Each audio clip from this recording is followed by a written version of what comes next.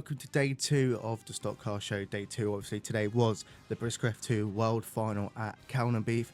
We'll get to that in a minute, just quickly starting with some news. I'm sure you've seen it by now, but the 2026 BriSCA F2 Stock Car and National Saloon Stock Car World Final are taking place at Northampton Shareaway on the same weekend. So similar to 2015 at Hennesford when you had the BriSCA F2 and 1300 World Final together, next year we've got the Saloon Stock Cars and the BriSCA F2s on the same weekend. The poster says the 11th, 12th and 13th of September. Maybe that will change. I'm not too sure because the European changed day after and we're not too sure when the F1 World Final is yet. I'm going to guess that's a week before at Bradford. But sticking with F2s, the World Final is at Northampton next year along with the Saloon Stock Cars. I'm very pleased with this. I did want the F2 World at Northampton. I thought Mildenhall was going to have the Saloon World Final, but obviously not. Both in the same weekend, which is just awesome. I'm sure that'll be a great weekend and a weekend to remember. But on to that next year, though. We've got a long time to wait.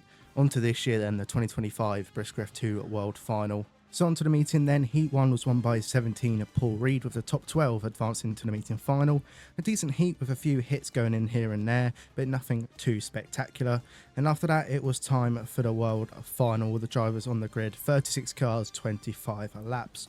Gordon Moody got away from the front of Chris Burgoyne hot on his bumper, but the red flags came out for a wheel off on the H514 car, so a complete restart was called.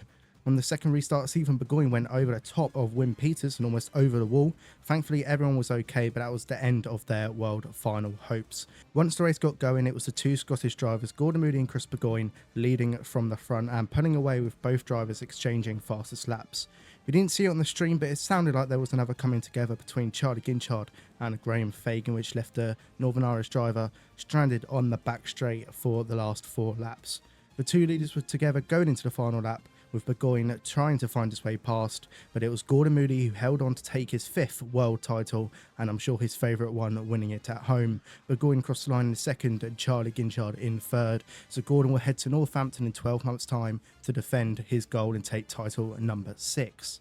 On to the consolation then, and that was won by Matt Stoneman holding off Mika Miller. An early stoppage, but all was okay, which is the main thing. There was another stoppage involving Ewan Miller and a yellow top. Can't quite remember who that was, I do apologise. Again, all was okay. Some good battles through the pack with bumpers flying towards the middle of the pack.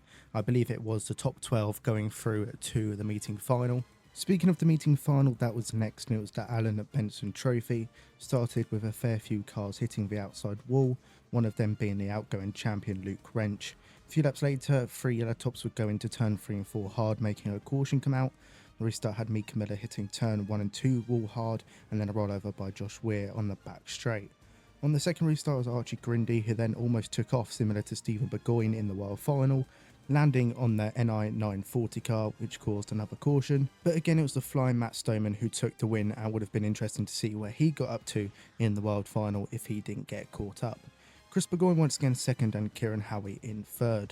Lastly then there was the Grand National, and due to time restrictions that will be run first thing tomorrow.